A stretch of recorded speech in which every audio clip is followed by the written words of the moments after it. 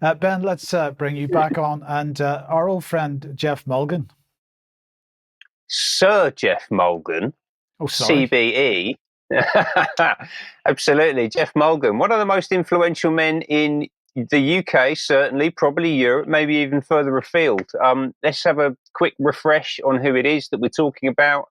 There he is.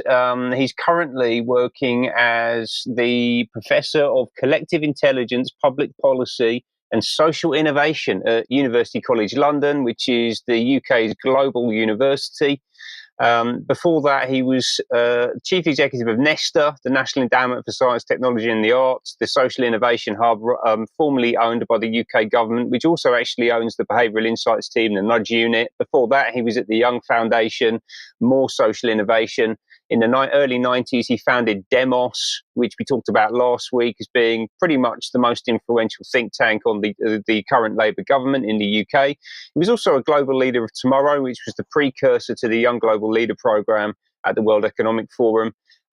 Incredibly well connected, incredibly influential. He was actually cited several times in the MINDSPACE document, which was where the concept of nudge and behavioural economics was introduced. He was a director of strategy for Tony Blair when that was being created, and way back when he was actually a contributor to Marxism Today. So very much a left-wing radical thinker. Now, last week I talked about Democracy Next and the ambitions that they have to create new global democratic institutions using AI enabled by citizens' assemblies. And I think that the brief came from Mulgan, and this is why, because last year he set up this. It's called the Institutional Architecture Lab, which apparently seeks to improve the global practice and theory of designing institutions better able to address the great challenges of our time. This is all about global governance. They say the world needs better institutions, from climate change to cybersecurity to mental health and well-being. We face challenges with speed, scales and scopes that outpace current efforts to steer towards societal goals. There are lots of options for how to approach this, and we're building a community around how to use them. They do collaborations, work with people on projects, and I'll come on to a couple of examples of people in a moment. Field building, so he's actually positioning this as a completely new academic discipline, which is remarkably arrogant and actually unsurprisingly so from this gentleman. If you listen to him speak, he really does think that he is the bee's knees. And I actually think that if I'm going to mix my analogies up, that the emperor is wearing no clothes. When you actually dig into it, I don't think that he has any actually workable ideas for how to build a civilization, to build a society. And yet he's been asked to set up this institution with the support of the Rockefeller Foundation, who also support Democracy Next. Yeah, so for me, this is the vehicle through which global governance is going to be innovated and distributed. He's right at the center of it. Really fascinating. Let's hear quickly from Mulgan about where he's drawing inspiration from in this drive towards creating new institutions.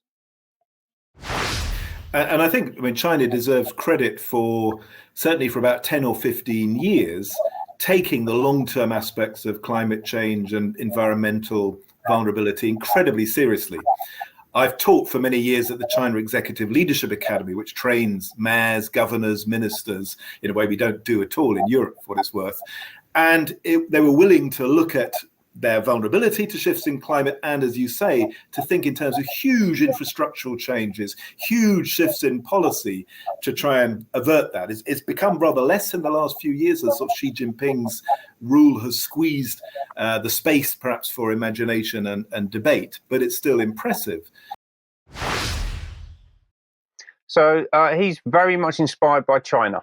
And as we know, China is a dictatorship, it's a totalitarian system, and that kind of top-down control is what gets Mulgan excited, it's what gets the Rockefeller Foundation excited, and it's why they've established this new institution. And it's all about, I think, rolling out the strategy that the Rockefeller Foundation put out back in 2010. This one, Scenarios for the Future of Technology and International Development, within which they discuss 4 different potential future scenarios for global governance, including one called Lockstep, which is, I believe, the one that they've actually decided to progress with, which talks about a world of tighter top-down control from these new global institutions, more authoritarian leadership, High Keir Starmer, with limited innovation, and growing citizen pushback. I think it's probably a very good way of describing the world that sits around us.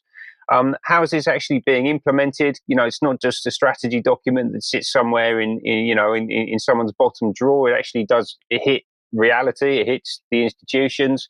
Mulgan has been working for the past couple of years with the EU on what they call a whole of government approach. Right. So this is very much, again, like I said, centralized control of all institutions. It's about delivering the UN's 2030 Agenda for Sustainable Development. It's all about the SDGs.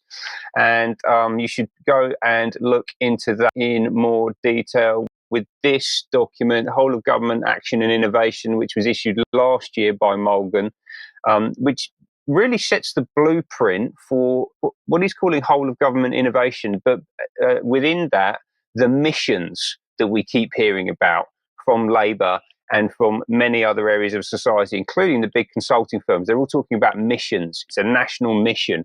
This is where it's coming from.